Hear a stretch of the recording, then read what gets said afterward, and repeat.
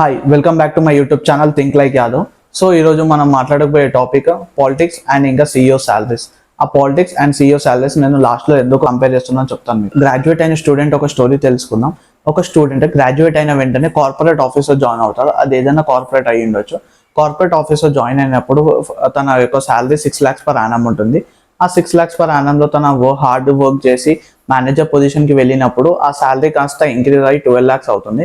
Same అలానే hard work చేస్తూ ఉన్నప్పుడు తన యొక్క శాలరీ 12 lakhs నుంచి ఇంకా కొంచెం సీనియర్ పొజిషన్కి వెళ్ళేసరికి 14 lakhs 18 lakhs అలా ఇంక్రీజ్ అవుతూ ఉంటుంది మేనేజర్స్కి. అలా వెళ్ళిన తర్వాత తను హార్డ్ వర్క్ చేస్తూ సిఇఓ పొజిషన్కి రీచ్ అవుతాడు. సిఇఓ పొజిషన్కి రీచ్ అయిన తర్వాత తన శాలరీ వెయిటేజ్ వచ్చేసి lakhs నుంచి crores డిఫర్ అవుతుంటుంది.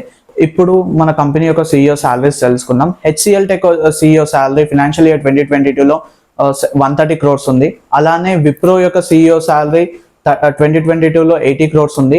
అలానే ఇన్ఫోసిస్ యొక్క సిఇఓ శాలరీ 2022లో 70 crores ఉంది. అలానే టెక్ మహీంద్రా యొక్క సిఇఓ శాలరీస్ 2022లో 60 crores ఉంది. మనము అనేక రకాల సిఇఓ శాలరీస్ మాట్లాడుకుందాం. ఇవి కాకుండా చాలా సిఇఓస్కి హైయెస్ట్ శాలరీ ఉంటుంది, క్రోర్స్లో ఉంటుంది. ఈ టాపిక్ మనం కొద్దిసేపు పక్కకి పెట్టేద్దాం. ఇప్పుడు మనం పాలిటిక్స్ లో ఉండే కరప్షన్ గురించి మాట్లాడుకుందాం. అలానే కాకుండా ఒక పొలిటికల్ పవర్ ని మిస్యూజ్ చేసి కంపెనీ యొక్క సిఇఓ శాలరీ కంటే ఎక్కువ ఎలా సంపాదిస్తున్నారు, అలానే ఇప్పుడు మనం ప్రీవియస్ గా జరిగిన కొన్ని స్కామ్స్ గురించి కూడా డిస్కస్ చేద్దాం.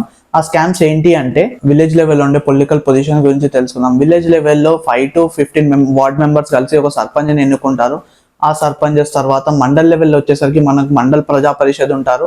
జిల్లా లెవెల్లో వచ్చేసరికి జిల్లా పరిషత్ ఉంటారు. ఈ తర్వాత మనకి ఎమ్మెల్యేస్ ఎంపీస్ అందరు ఉంటారు. సో ఎమ్మెల్యేస్ అందరు కలిసి సీఎంని ఎన్నుకుంటారు అండ్ ఎంపీస్ అందరు కలిసి పిఎంని ఎన్నుకుంటారు. సో ఇలా ఎన్నుకున్న తర్వాత వాళ్ళు చేసే పనులు ఏంటి, వాళ్ళు చేసే స్కామ్స్ ఏంటి, నేను ఇప్పుడు మీకు చెప్తాను. ఇప్పుడు ఫస్ట్ స్కామ్ మనం మాట్లాడకపోయేది 1958లో జరిగిన ముంద్రా స్కాండల్ స్కామ్.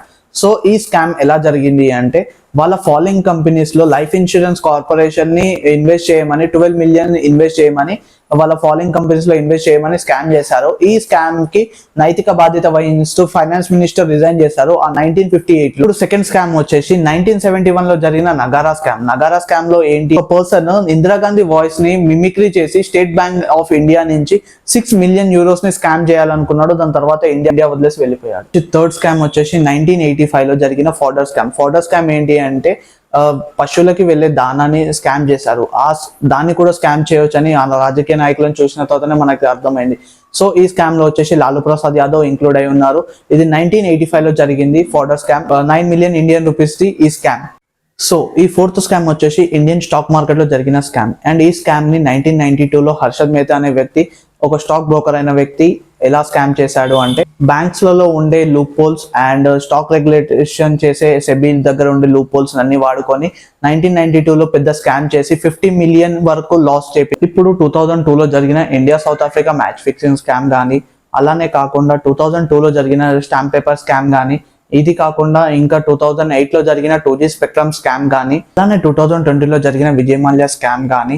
ఈ స్కామ్ ఏంటి అంటే విజయ్ మాల్యా బ్యాంక్ దగ్గర నుంచి తీసుకున్న 9,000 కోట్లు కట్టకుండా విదేశాలకి పారిపోయాడు. ఈ స్కామ్ లో విజయ్ మాల్యాకి రెడ్ కార్నర్స్ నోటీసెస్ కానీ కొన్ని నోటీసెస్ ఇష్యూ చేసి విజయ్ మాల్యాని మళ్ళీ తిరిగి ఇండియాకి రప్పించాలని చూస్తున్నారు.